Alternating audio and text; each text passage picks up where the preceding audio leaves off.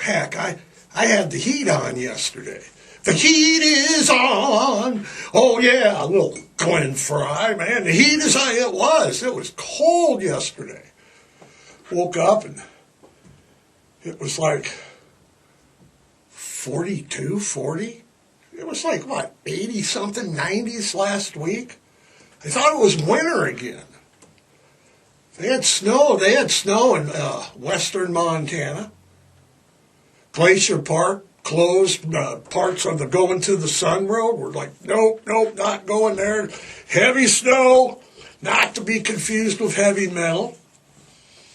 Saw a picture, throw those pictures up there again. Couple celebrating their wedding vows. Typical June wedding, right?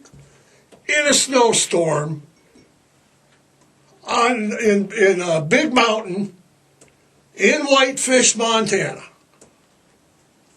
It's right here. I wish we could pick the monitor up, but their vows. There's the wedding people. They're in Big Mountain Whitefish.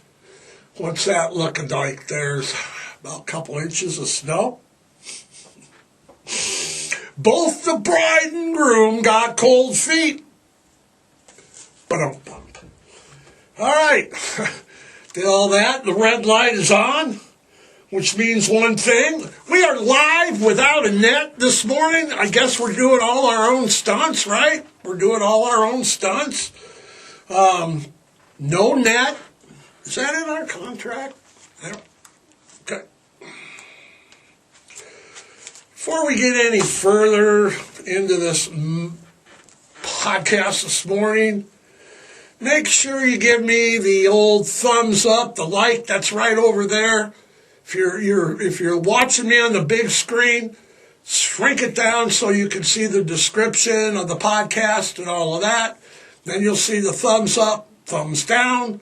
Give me the thumbs up. That way I know I'm doing a good job.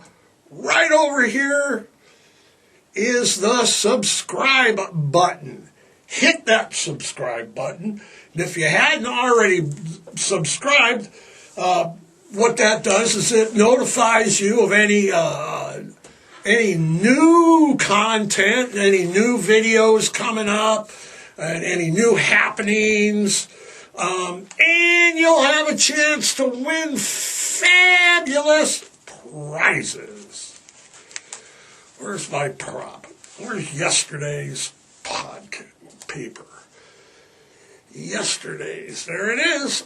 And this morning's podcast is brought to you in part each and every Monday morning by our good friends down at the Great Falls Gazette. They're locally owned, locally operated. It's your only choice for local news, right? There you go. We got a Tuesday, a Thursday, and this is the Sunday edition. Am I on the cover this week? No, I am not. I want to see my picture on the cover. Yeah. Gonna buy 5 copies for my mother. Gonna see my smiling face on the cover of the Great Falls Gazette. Oh, yeah, we're not on the cover again. We're probably going to be here on the back, on the Crime Stoppers, America's Wanted, Most Wanted. What do we got here? We got Scott Staff is from Creed. He's here. And who's Katrina? Hoofty. And Zachary got arrested. And Philip is still wanted too, but we should get a hold of Katrina and hook her up with Scott Staff from Crime Stoppers. All right, thanks, Great Falls Gazette. Good morning. It is a Monday, June 23rd. On a cloudy-ish. Yeah, it's cloudy, and I can see right, cloudy and cool. Monday morning, should warm up a little bit today. We're looking like, 80s by day after tomorrow, by Wednesday. Yeah, so, we had stormy weather. Boy, we needed that, though. I mean, come on. We needed it, and we got it. So, what's shaking out there, Andy? What's it looking like today? Like what? Like, okay, let's get it on then. It looks like it's beginning to look a lot like wartime. Everywhere you go, there's something going on here. What it is exactly clear. Looks like the United States has entered the Israeli-Iraq war. Whatever happened the last week when it's like, well, we'll wait a couple weeks and see what happens. I mean, that's what President Trump said last Thursday night. He's like, yep, we're going to wait a couple weeks, check it out, see what's going on. We're not going to react to anything. And boom, that was a quick 2 weeks. It was 2 days. So now we're involved. Okay, now we're involved in a conflict. Okay. So before I'm going to go any further, I wrote them down so I wouldn't forget. They're even up here. Everything is here. Whenever someone is involved, Russia, Ukraine, okay, they're involved in a conflict. Okay, we are now, the United States is now involved in a conflict. Okay. We're in it, okay? We're in like Flint. Okay, some of the key points to remember about war. Okay, let's just start with War 101. Okay, one of the things that we have to one. Many things that we're going to hear in the next week or so that are going to be reported with confidence. And like I said, it usually happens within the first few days to the first through the first week is usually turns out to not be true. Okay,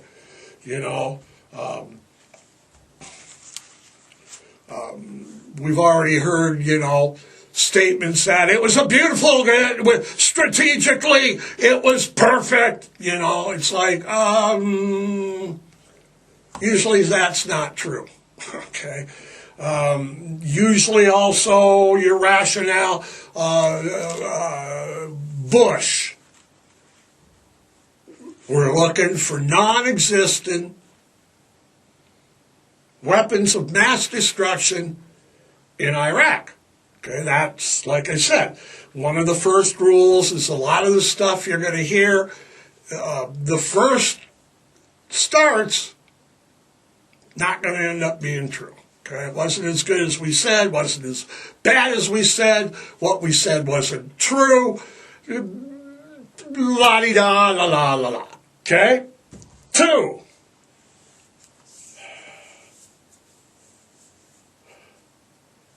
Whatever they try to say,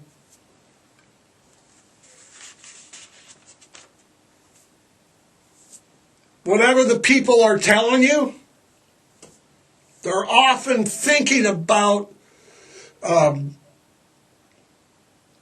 domestic problems. Okay? Let's go back to Bush. Okay? Oil prices were high, sky high. Gas was climbing. Okay? So the people who started, whatever they're trying to say, the people who started it are often thinking chiefly about domestic problems. Okay? The old puppet, something's going on. You ever notice that when something happens, it diverts our attention of something else? Okay? What's been hot right now? What's been in the news right now? Okay?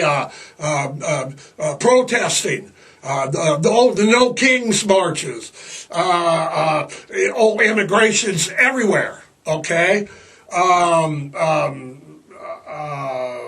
What else is being talked about? Medicaid, Medicare, Social Security, all that's being talked about. Everybody's wringing their hands and worrying about it. I wonder what they're going to do. I wonder what they're going to do with it. They're going to do this. They're going to do that. Now all of that's taken a back seat. Why? Because we got planes and stuff are flying over, in Iran. Okay?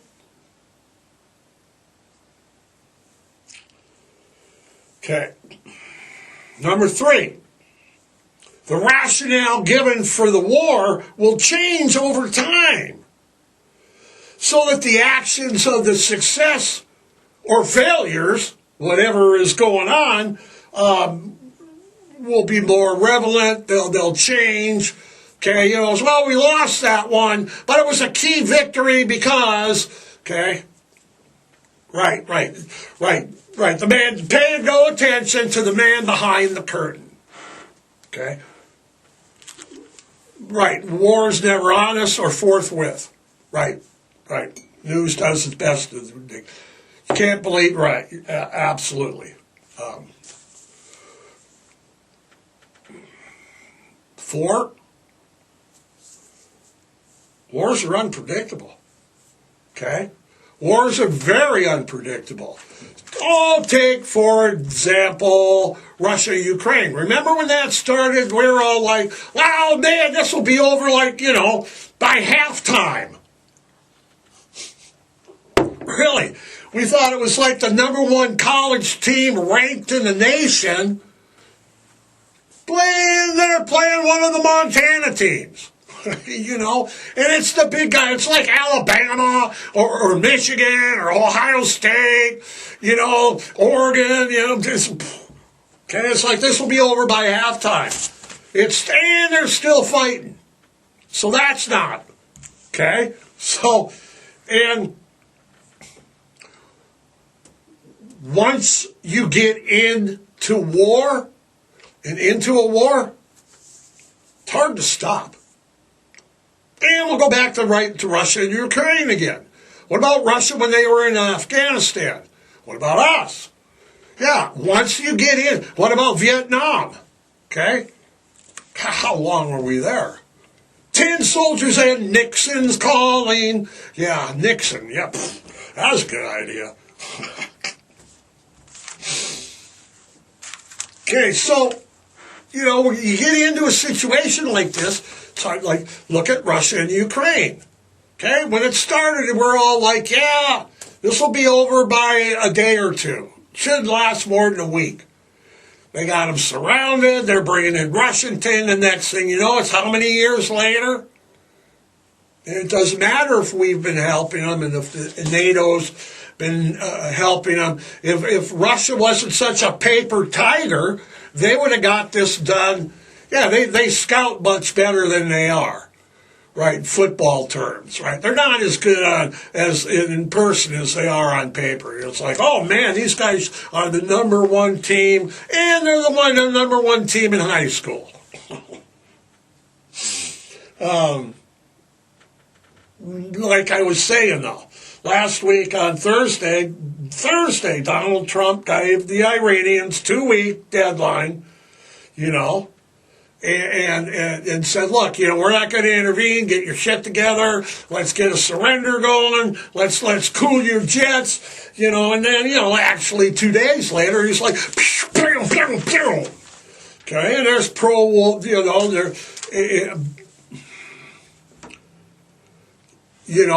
there's doves and there's hawks. And some people are like, we don't need to get into war. And there's people like, war.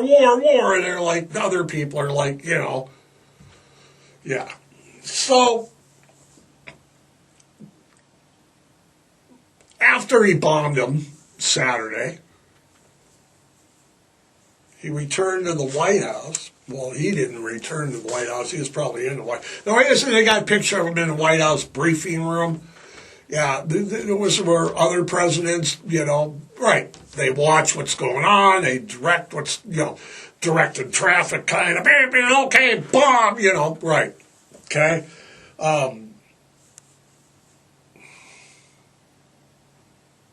Yeah, what did they do in January? They were promising to be the peacemakers. Yeah. Returning to the White House. We're peacemakers. Boy, they've got us right in the middle of it, don't they? Right there, you've got Israel going and Iran. And Iraq's just sitting there, and you got the whole Arab world watching.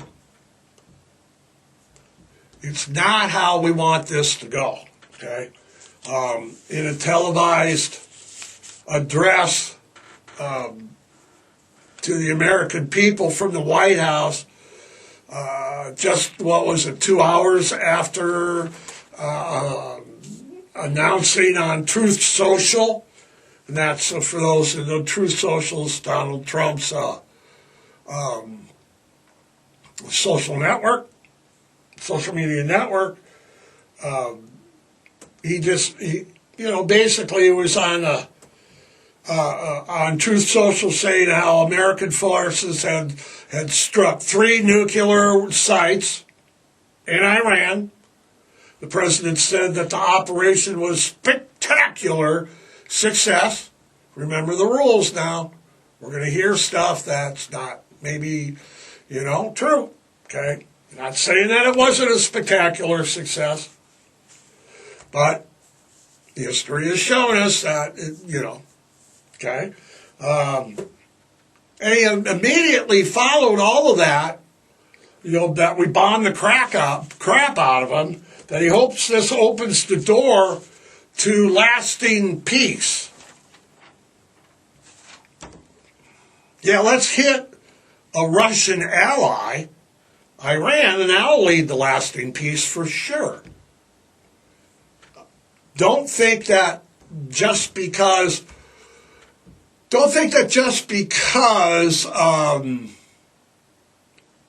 Russia is struggling in Ukraine that they're not going to react. If you got to remember, we're not,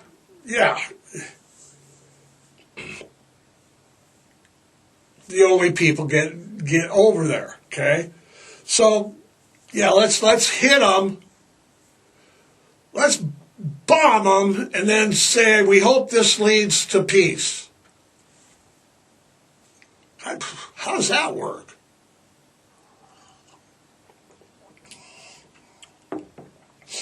Now Iran is countered, now you've got to remember, the Trump administration has said it's a spectacular success. Now Iran has said that, there was only minor damage. It's got the heavily fortified, is it the Fordo nuclear site? And time, like I said, we don't know. Time will tell on who's giving us the right story.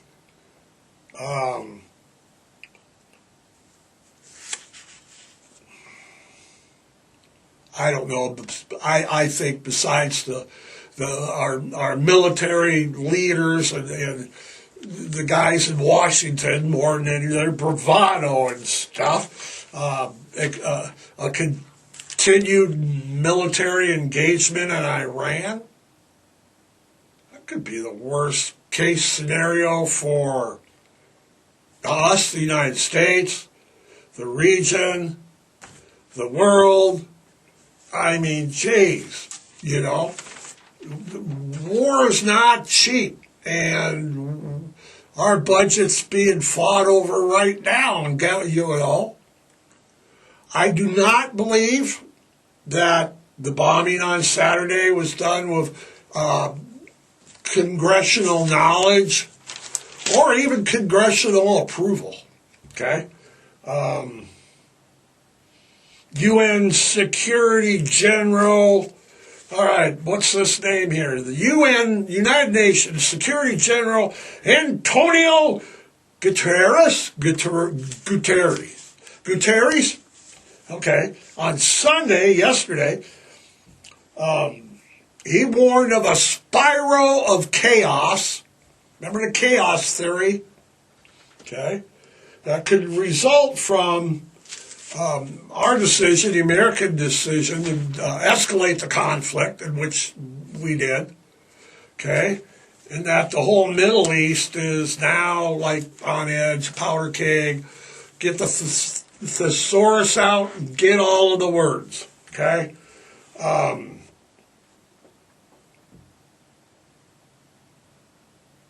the flip side, Iranian President Mossad, what is he, Prezazan? Okay. He said the 3 attacks on the Iranian nuke sites show that America is behind the Israeli attacks and has been around behind the attacks on Iran, the Gaza Strip, everywhere. It just proves that they're bank rolling them, supplying them weapons, and that's what they're doing. He's promised retaliation. Okay, I don't know how. What's he going to do? But he can hit Israel still. The United Nations Secretary also noticed that the Israeli Gaza, he's reiterating the problems that we see in the Gaza Strip. What Gaza Strip, right? There's hardly a structure still standing. Every woman, child, and elderly has been eliminated and starved out. The Israelis' targets in the Gaza Strips are mainly hospitals, schools, animal shelters, all to destroy morale. Their excuse is that, everybody's hiding in those places. There's been over 1,000 documented cases where Red Cross and aid workers have been killed. Okay? Purposely. And Israeli has not denied it. There's been footage released. They're saying we'll investigate. It was a mistaken identity. And, if they can't keep the blockade up, then they kill the aid workers. And that's basically facts. Russia and China,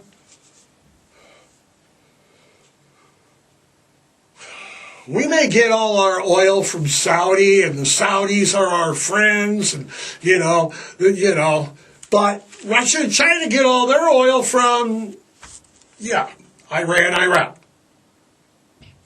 So a conflict in the Middle East, you got all the players. It could have dire consequences for the world worldwide. And all the major players, the three of the major players, I don't know, would NATO get involved, or I don't know, but you got America, you got Russia, you got China, all with big, deep fingers in there. And if you think that Ukraine situation is bad and the world's on edge, let's just add the Middle East, which we have. Things are only going to get worse till they get better. In the meantime, while we're all just sitting around, nothing to do, Elon Musk promised us in 2019 driverless taxis, Tesla taxis, robo-taxis he called, not RoboCop, robo-taxis. Worldwide, they'd be on the road next year. Didn't happen. Didn't happen in 2020, 21, 22, 23, 24. He's promised every year. And now SpaceX blew up last week. Did you see that? SpaceX or whatever, his space project that goes into outer space. Yeah, that blew, yeah, we have driverless taxis, but, it was raining hard in Frisco. She needed one more fit. Yeah, taxi from, yeah, right. Yeah, the great comedy show. But anyway, robo-taxis, right? So, he appears to be on the verge, he says, of robo-taxis being a reality. They had yesterday a test run of a small squad of self-driving cars that was launched in the Houston area, or Austin area, right? Austin, Texas? Throw it up there. Austin, Texas. Okay. His goal? He wants 1 million driverless cars in just a few years.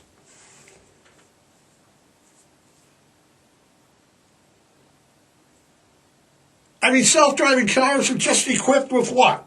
Technology that allows them to drive without us doing anything? I mean, how safe can that be? What, do you sit in the backyard? Hey, do you have any gray poop on? Come on, man. What do they use, Andy? Throw some up there. They use what? Cameras, radar, sonar, ultrasound, a GPS, smart cars. Smart cars? I want to say what in the effing, what, F, but I think the biggest problem, if driver car, what if this happens, okay? Here's a problem now. It's like, all right, we're going to make driver's cars, da-da-da-da-da-da. Yeah, good luck, good luck driving and inventing drivers. We're all going to die from the Middle East in here in a couple days anyway. What time we got here? All right. Biggest problem I see is that with the driver's car, what if the driverless car causes an accident? Oh, believe it or not, Andy, accidents happen. Okay? Who's at fault? Who's at fault? The driverless car. What, you sitting in the back eating the damn Subway? Got a great Buffon, you're jamming out the Led Zeppelin. You're not even driving, you're drinking. Because someone else is driving. The driverless car is your designated driver. You're drinking, gets in an accident. Whose fault? Who's at fault? The manufacturer of the car? The software developer? Okay? You can't be. You're not. You're the passenger. The computer's at fault? What are they going to take the car to court? Judge Judy? Plus, what, AI? Yeah. All of these things make the car run, and then they get in an accident. Okay, so the car gets in the accident. It's like, well, I'm sitting in the back seat, eating Grey Poupon and drinking because I'm not even the driver. Okay? There's no driver. So is the car at fault? The software, the AI, the ultrasound? Groovy, baby. How safe, tell me this, all right, how safe are you going to feel sitting in the back of a car having somebody drive you around? Nothing. You're just sitting there, and you look up into the passenger seat, and there's the steering wheel, and there's la-di-da, you're driving around, and there's no one. You're going to feel okay about that?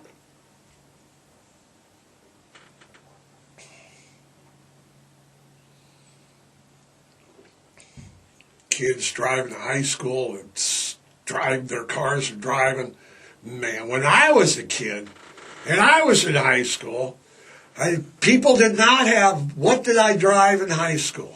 I drove a 1967 Ford Fairlane 500 two-door. Had a little cross flag, had a checkered flag and a red flag or something on the front fenders.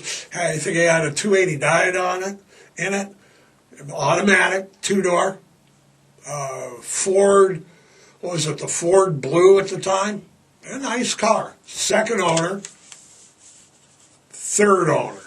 And I was in high school, so from 67 to like 73, so in 6 years it went from a guy who bought it, gave it to his daughter sold it to me. That's how I ended up with it. It was not self-driving. So, yeah, not a big fan. If I would have drove it in, I don't know where it's at. I don't know. So, yeah, we're not a big fan of the Middle East going on right now. I'm not a big fan. Whether we need to do it or not, I thought it was a little quick. Okay? Time will tell on who's telling the truth. We got everybody tell. Ukraine's saying this, Russia's saying this, China's saying this, America's saying this, Iran's saying this, Iraq's saying that, Palestine's saying this, Israel's saying that. A lot of people talking. A lot of people. How we doing on time? You're giving me this. All right. It is a heat wave going through most of the country this week. Do not take your kids or dogs anywhere. Leave them at home. There's no reason to take your dog in the car when it's 90 degrees out. You're just going to leave them in the car, and then, yeah. So use your brain in this heat wave. All right. Spay and neuter. Adopt, don't shop. Foster, rescue, volunteer, and hey. Adopt a shelter pet today. Until next week, if you're my age, you remember the duck and cover drills that you used to do in high school and grade school. We did them in grade school. Yeah, the Michigan duck and cover for the nuclear attacks. Practice your duck and cover drills. We will see you next week.